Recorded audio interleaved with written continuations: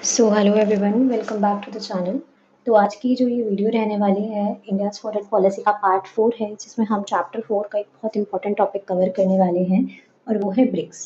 देखो, ब्रिक्स एक ऐसा बहुत इंपॉर्टेंट ऑर्गेनाइजेशन है जो आपके सिलेबस पर्सपेक्टिव से आपको ध्यान में रखना बहुत ज़्यादा ज़रूरी है। तो आज हम इस पर बात करने वाले हैं। ये वीडियो ज़्यादा लेंदी नहीं रहेगी और इसमें हम कुछ ही मिनट्स के अंदर काफ़ी ज़्यादा अच्छी तरीके से आप एक अंडरस्टैंडिंग बना लोगे और आपको इसमें कोई दिक्कत नहीं होगी। तो स्टार्ट करते हैं हम ब्रिक्स।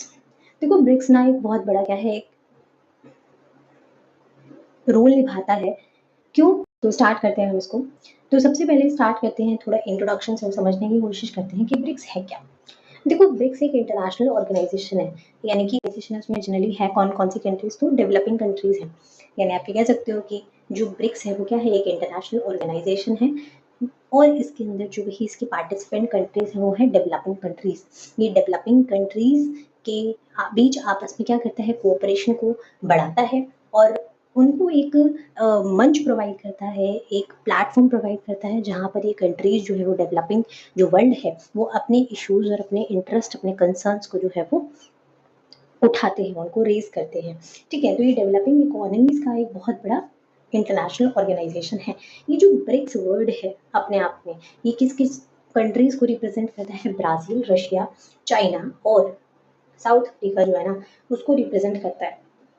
इस ऑर्गेनाइजेशन को बनाया ही इसलिए गया था सो दैट आप देखोगे कि जो कंट्रीज हैं, डेवलपिंग कंट्रीज, उनकी इकोनॉमिक ग्रोथ, पॉलिटिकल कोऑपरेशन और ग्लोबल डेवलपमेंट जो है ना, उसको बेसिकली प्रमोट किया जा सके। इनिशियली आप देखोगे ये ब्रिक था 2009 के अंदर, लेकिन 2010 के अंदर आप देखोगे कि ये क्या बन गया था, ब्रिक्स बन गया था। क्यों बन गया था? क्योंकि साउथ अफ्रीका ने इसको ज्वाइन कर लिया था। इसकी मेंबर कंट्रीज कौन कौन है वो देख लेते हैं। देखो, इसके मेंबर कंट्रीज में है, ब्राज़ील आता है। ब्राज़ील आप देखोगे एक बहुत बड़ी मेजर इकोनॉमी है लैटिन अमेरिका की, जिसके पास क्या है, काफ़ी ज़्यादा रिच नेचुरल रिसोर्सेज हैं और एग्रीकल्चर जो पोटेंशियल है वो काफ़ी ज़्यादा यहाँ पर अच्छी है। रशिया की बात करें तो रशिया आप देखोगे ग्लोबल पावर है और यहाँ पर जो एनर्जी रिसोर्सेज हैं वो काफ़ी ज़्यादा है और जो डिफेंस कैपेबिलिटी भी रशिया की काफ़ी अच्छी है। इंडिया इंडिया के बारे में हम जानते ही हैं। इंडिया क्या है?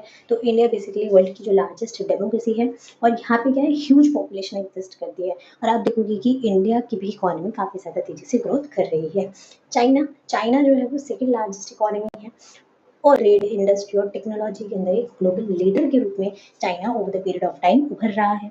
साउथ अफ्रीका की बात करोगे तो ये एक ऐसा देश है, साउथ अफ्रीका, जो कि इंडस्ट्रियलाइज्ड इकोनॉमी की ओर जो है वो काफ़ी ज़्यादा तेज़ी से आगे बढ़ रहा है। ठीक है, पूरे जो भी अफ्रीकन कॉन्टिनेंट है उसके अंदर साउथ अफ्रीका काफ़ी तेज़ी से ग्रोथ की ओर आगे बढ़ रहा है। जो इंडस्ट्रियलाइज्ड इकोनॉमी है उसकी ओर बहुत तेज़ी से ग्रोथ इसमें हो रही है। यानी आप ये कह सकते हो कि ब्रिक्स क्यों इतना इम्पोर्टेंट है। अगर मैं बोलूँ तो ब्रिक्स की इम्पोर्टेंस सबसे ज़्यादा इसलिए है क्योंकि इसमें जनरली ऐसी ऐसी कंट्रीज इसकी मेंबर हैं जो कि एज अ होल अगर मिलकर आप देखोगे, मिलेंगे वो आपस में, साथ आएंगे, तो वर्ल्ड की जो लार्जेस्ट पॉपुलेशन है, इकोनॉमी है, ट्रेड, नेचुरल रिसोर्सेज, इन सबको जो है वो ब्रिक्स रिप्रेजेंट करता है। क्योंकि आप देखोगे इसमें ऐसी कंट्रीज शामिल हैं जिनकी पॉपुलेशन भी काफ़ी ज़्यादा है, इकोनॉमी भी काफ़ी ज़्यादा तेज़ी से ग्रोथ कर रही है और ट्रेड भी काफ़ी ज़्यादा अच्छे से हो रहा है, नेचुरल रिसोर्सेज भी काफ़ी ज़्यादा अच्छी क्वांटिटी के अंदर यहाँ पे क्या है, अवेलेबल हैं। तो आप देखोगे कि ब्रिक्स अपने आप में एक बहुत इंपॉर्टेंट ऑर्गेनाइजेशन है क्योंकि इसमें ऐसी इसकी मेंबर कंट्रीज हैं जिनका वर्ल्ड में काफ़ी इन्फ्लुएंस है और बहुत तेज़ी से ग्रोथ कर रही हैं।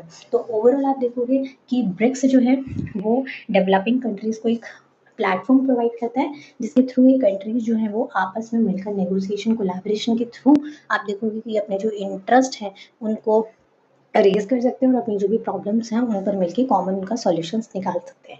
ऑब्जेक्टिव्स क्या हैं ब्रिक्स के? तो सबसे पहला आता है promote economic cooperation and trade among the member countries. Generally आप देखोगे जितने भी ऑर्गेनाइजेशंस बनाए जाते हैं ना, उनका मेन मोटिव ये होता है कि ट्रेड को प्रमोट किया जाए।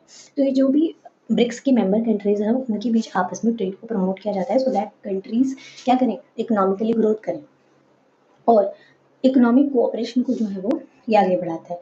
दूसरा, पॉलिटिकल और डिप्लोमेटिक कोऑर्डिनेशन को ये प्रमोट करता है सो दैट जो ग्लोबल इश्यूज हैं वहाँ पर उन ग्लोबल इश्यूज पर ये कंट्रीज आपस में मिलकर सॉल्यूशंस निकाल सकें उनका। इसके साथ ही साथ ब्रिक्स का एक main motive multipolar world order को क्रिएट करना है और उसको बनाए रखना है, क्योंकि आप देखोगे कि विश्व के अंदर जैसे कि एक टाइम था बाइपोलरिटी थी, उसके बाद यूनिपोलैरिटी आ गई। तो ब्रिक्स का मेन मोटिव ये है कि विश्व के अंदर सिर्फ एक ही देश या दो देश ऐसे ना हो जिनके पास सारी पावर हो, बल्कि तो ब्रिक्स ओवरऑल ये इंश्योर करता है कि विश्व के अंदर जो है वो एक मल्टीपोलैरिटी का जो ऑर्डर है ना वो क्रिएट किया जाए, यानी कोई एक सेंटर ऑफ पावर ना हो, बल्कि एक बहुत तेजी से क्या हो कि बहुत सारी जो डेवलपिंग कंट्रीज है ना उनको भी अपने इंटरेस्ट को आगे बढ़ाने का पूरा मौका मिले। इसके साथ ही साथ फोर्थ इसके अंदर आता है कि भाई ये जो ब्रिक्स है वो साइंस, टेक्नोलॉजी, एजुकेशन, हेल्थ और जो सस्टेनेबल डेवलपमेंट है उसके लिए भी कोऑपरेशन को मेंटेन करता है, उसको भी इंश्योर करता है। और बेसिकली देखा जाए तो जो मैं आपको ऑलरेडी कई बार बता चुकी हूँ कि ब्रिक्स का मेन मोटिव ये है कि जो भी डेवलपिंग कंट्रीज हैं या डेवलपिंग वर्ल्ड है उनको भी क्या है उनको पार्टिसिपेशन मिले इंटरनेशनल स्फीयर में, ग्लोबल मंच पर उनका रोल जो है वो बढ़े और वो भी अपने डिसीजंस खुद जो है वो पार्टिसिपेशन के थ्रू डिसीजंस ले। इम्पोर्टेंस क्या है ब्रिक्स की? तो ब्रिक्स आप देखोगे इंटरनेशनल पॉलिटिक्स के अंदर इसका जो रोल है वो काफ़ी ज़्यादा इम्पोर्टेंट है, स्पेशली ग्लोबल इकोनॉमी के अंदर। इसने कंट्रीज़ को एक प्लेटफॉर्म प्रोवाइड किया है जहाँ पर कंट्रीज़ के बीच आपस में एंगेजमेंट जो है वो उसको बढ़ाया जाता है, क्योंकि जैसे मैंने बताया कि कंट्रीज़ को एक प्लेटफॉर्म प्रोवाइड करता है जहाँ पे कंट्रीज़ अपने जो भी डेवलपिंग कंट्रीज़ हैं वो कॉमन कंसर्न्स के लिए काम करती हैं और जो भी प्रॉब्लम्स होती हैं उनको रिजॉल्व किया जाता है। इसके अलावा इंडिया के लिए ब्रिक्स इम्पोर्टेंट क्यों है? तो पहला आता है कि जो भैया इकोनॉमिक और ट्रेड अपॉर्चुनिटीज़ के लिए काफ़ी इम्पोर्टेंट है। इसके साथ ही साथ इंडिया क्योंकि ब्रिक्स का पार्ट है तो इसके थ्रू क्या है, इंडिया का इंटरनेशनल जो पार्टनरशिप है ना वो भी काफ़ी स्ट्रेंथन हो रही है, वो भी काफ़ी मजबूत हो रही है। साथ ही साथ कई सारे जो ग्लोबल इंस्टीट्यूशंस हैं like UN, IMF, world bank, इनके अंदर भी रिफॉर्म्स को प्रमोट कर रहा है। ठीक है, इसके अंदर रिफॉर्म को जो है वो प्रमोट करता है। इसके अलावा जो न्यू डेवलपमेंट बैंक की जो इस्टेब्लिशमेंट हुई है वो भी क्या है ब्रिक्स की एक बहुत बड़ी अचीवमेंट है, जिसने बेसिकली क्या किया है इंफ्रास्ट्रक्चर और डेवलपमेंट प्रोजेक्ट को जो है वो क्या है सपोर्ट किया है। इसके अलावा मेजर अचीवमेंट्स क्या हैं? तो सबसे पहले एनडीबी, नेशनल डेवलपमेंट बैंक, आप देखोगे नेशनल डेवलपमेंट बैंक एक बहुत बड़ी अचीवमेंट रही है। इसके अलावा जो भी हमारा कंटिंजेंट रिजर्व अरेंजमेंट है फाइनेंशियल सपोर्ट के लिए, ये भी काफ़ी इंपॉर्टेंट है। इसके अलावा ट्रेड, इन्वेस्टमेंट, टेक्नोलॉजी के अंदर ये जो भी इसकी कंट्रीज है, मेंबर कंट्रीज है, वो कोऑपरेशन कर रही हैं आपस में। ठीक है, इनके बीच कोऑपरेशन हो रहा है, कोऑपरेट कर रही हैं वो। इनिशिएटिव्स होते हैं क्लाइमेट चेंज और सस्टेनेबल डेवलपमेंट की, जहाँ पे कंट्रीज क्या है मिलती हैं और जो भी प्रॉब्लम्स होते हैं, जो भी कॉमन कंसर्न्स होते हैं, उनको ध्यान में रख के उनके लिए सॉल्यूशंस ढूंढे जाते हैं। या डिसीज के साथ देखोगे पीपल टू पीपल जो है एक्सचेंज इन एजुकेशन, कल्चर और एक्सपोर्ट को भी, और कल्चर और स्पोर्ट को भी जो है वही प्रमोट करता है। लेकिन कई सारे क्या है चैलेंजेस भी हैं जो ब्रिक्स को फेस करने पड़ते हैं, जैसे कि पॉलिटिकल और स्ट्रैटेजिक डिफरेंसेस आप देखोगे कि मेंबर कंट्रीज में काफ़ी ज़्यादा है ना। दूसरा है इकोनॉमिक इनइक्वलिटीज़, क्योंकि कुछ कंट्रीज हैं जो काफ़ी ज़्यादा जो है वो तेज़ी से इकोनॉमिक ग्रोथ कर रही हैं, जबकि कुछ कंट्रीज ऐसी भी हैं जो इतनी तेज़ी से इकोनॉमिक ग्रोथ की और आगे नहीं बढ़ रही हैं। तो डिफरेंसेस हैं, पॉलिटिकल इकोनॉमिक डिफरेंसेस हैं, स्ट्रैटेजिक डिफरेंसेस हैं। इसके साथ ही साथ जो बॉर्डर टेंशन्स हैं और जियोपॉलिटिकल कॉन्फ्लिक्ट्स भी हैं, क्योंकि आप देखोगे कि ब्रिक्स के अंदर इंडिया भी है, चाइना भी है, और इंडिया का चाइना के साथ हमने लास्ट क्लास में पढ़ा था कि किस तरीके से इंडिया और चाइना के बीच जो है वो लैंड एंड बाउंड्री डिस्प्यूट चलता रहता है। तो आप देखोगे लेकिन उसके बावजूद भी दोनों एक ही ग्रुप का पार्ट है। तो कहीं ना कहीं भले ही एक ऑर्गेनाइजेशन का कंट्रीज पार्ट भले ही बन जाती है, लेकिन उसके बावजूद भी अगर कंट्रीज के बीच एक म्यूचुअल मिसट्रस्ट होता है ना, तो वो कोऑपरेशन को बना पाना काफ़ी डिफिकल्ट होता है।